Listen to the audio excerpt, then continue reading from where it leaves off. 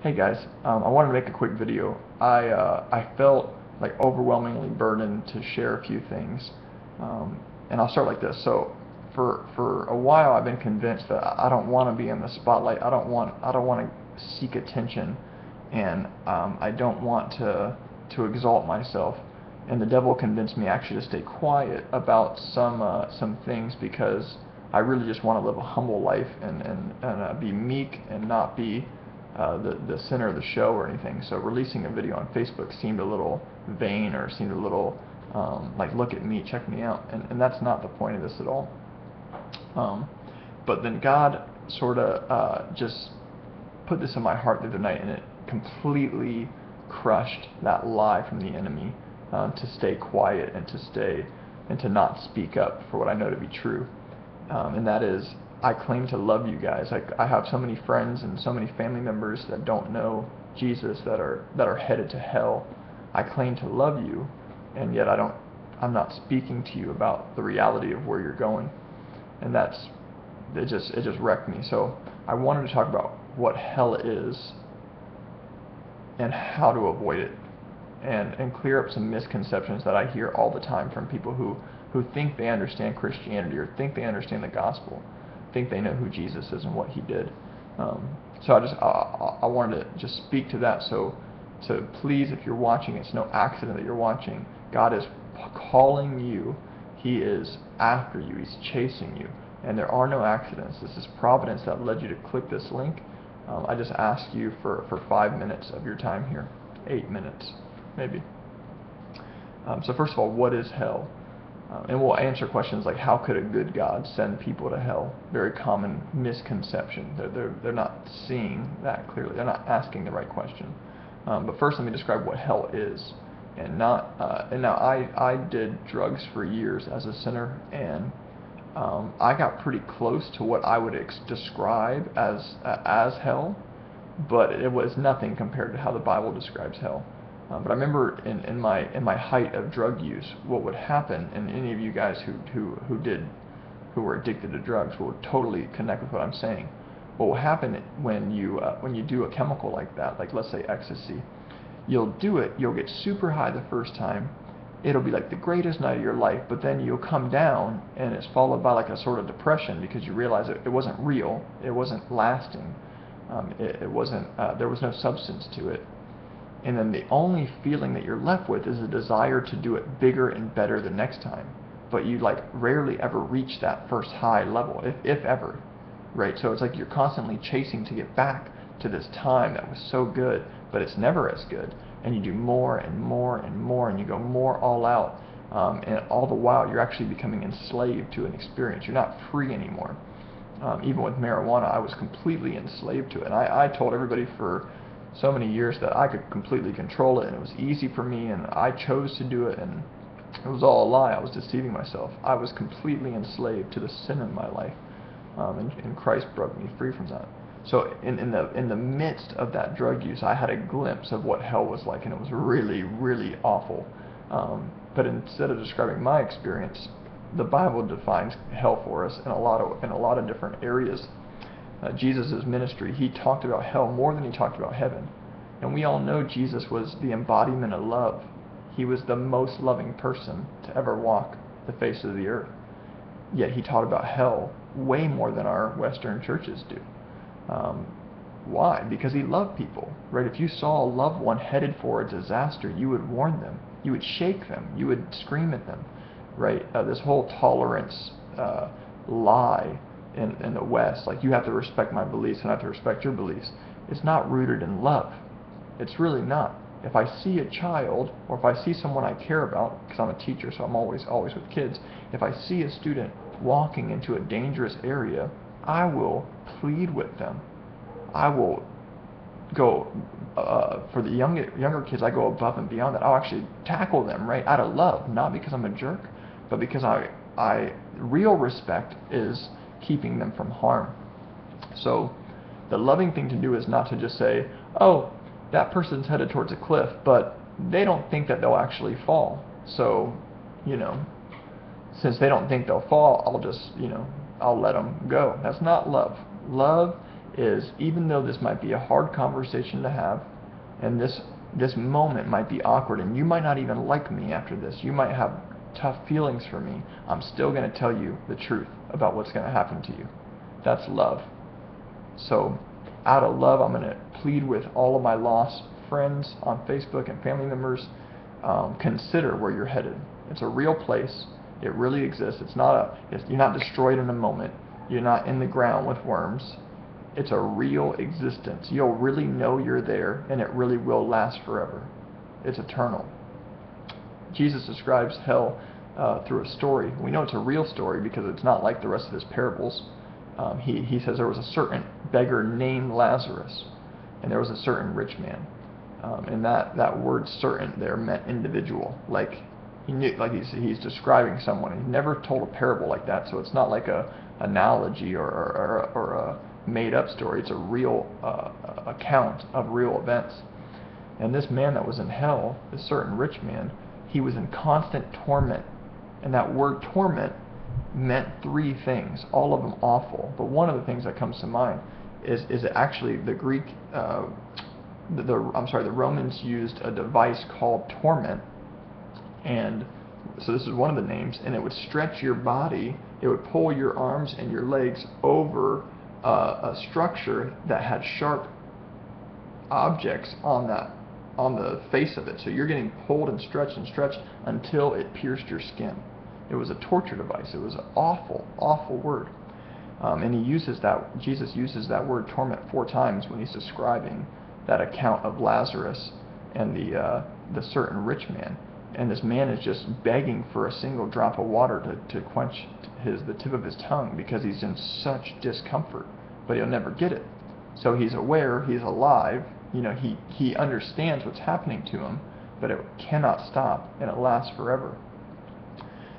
Jesus uses a reference that we might not understand to describe hell in this culture, but the Israelites during his ministry, they knew exactly what he was talking about.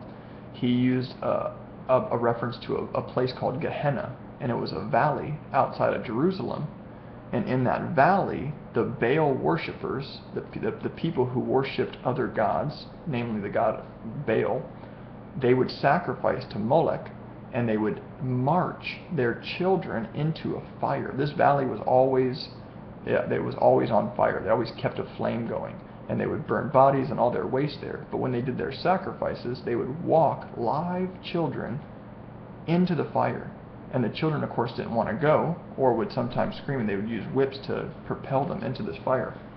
So if you ever hear Jesus describe hell with the weeping and gnashing of teeth, that's what he's referencing, is the valley of Gehenna, where the children were so scared that they'd be weeping and clenching and gnashing their teeth as they walked to their own death in fire. Just the most horrible illustration, and we all know that it's just awful. It's heartbreaking. And the Israelites at the time, when Jesus was teaching, they would have immediately understood just how serious. That's like the worst thing you can imagine. So he was using that to describe hell. Like, this is not somewhere you want to be. The devil will have you convinced that hell's like a party, and there's like a bunch of chicks there, and like all the people who are like fun to party with are there. That's totally a lie. And no one wants to be there. It's an awful place. The other way the Bible describes hell in Revelation, the two things that our mind needs to stay sane: light and solid.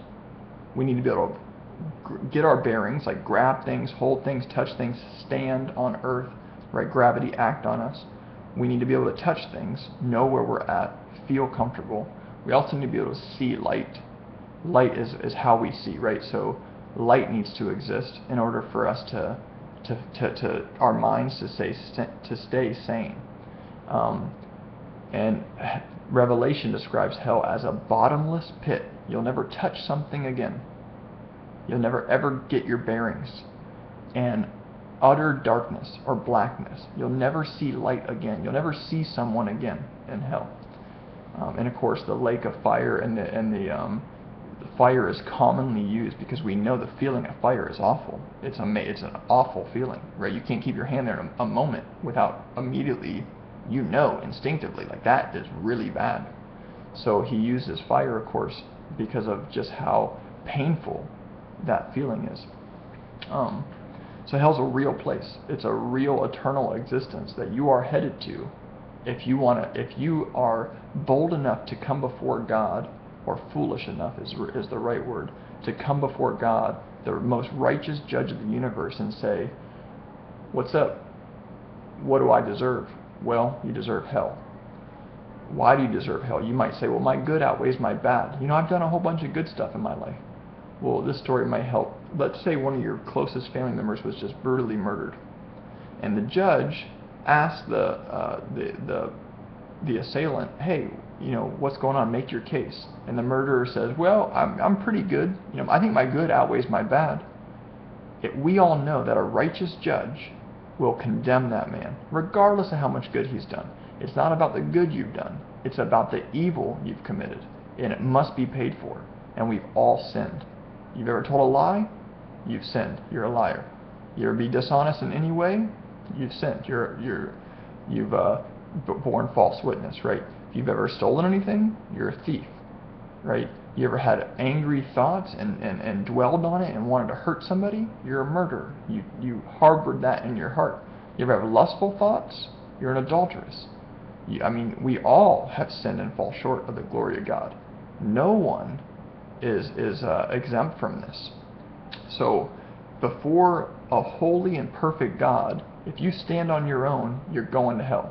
You will pay for your sin. There's no doubt about it. He is perfectly just, and his perfect justice will always condemn sin to where it belongs. And if you're connected to your sin on that day, you're going to hell. It's a tough thing to say, but it's love that would drive a person to say that. And that makes the gospel good news. The beautiful news of the gospel is you don't have to. God already, in his mercy and grace, he's already paid for your mistakes. He's already opened a door that you can walk through. That door is called named Jesus Christ. Went and died the death you deserved so that you wouldn't have to pay the penalty that you owe. It's an amazing story. It's the most beautiful story ever told, and it's true. It's the truth that will set you free. So I would love if you have any questions about what that looks like, how do you surrender your life to Christ, all that stuff, please message me. The last thing I just wanted to clear up is some people will say, how can a good God send people to hell? They're asking the wrong question. The right question is, how can anyone in their right mind not accept a good God? Because that's what's really happening. God created you to be a free person with a free will, able to make choices, able to accept or reject God. He didn't create robots that would automatically worship him and love him. And we'll talk about worship in a second too. I want to clear that up because some people think about God incorrectly, like he's a megalomaniac that needs attention or something. That couldn't be farther from the truth. But to finish that point up, you have free choice. So God's not sending you to hell like some mean bully who is a megalomaniac who needs all this attention. No, he is doing everything possible besides infringing on your free will. He is doing everything in his power, dying on a cross, inviting you to an amazing and glorious life of serving the living God. He's doing everything in his power. You have the choice. You have a choice to make. You can surrender your will. You can confess the sin that you know is in your heart. You can ask God to forgive you of all the nastiness you know is part of you.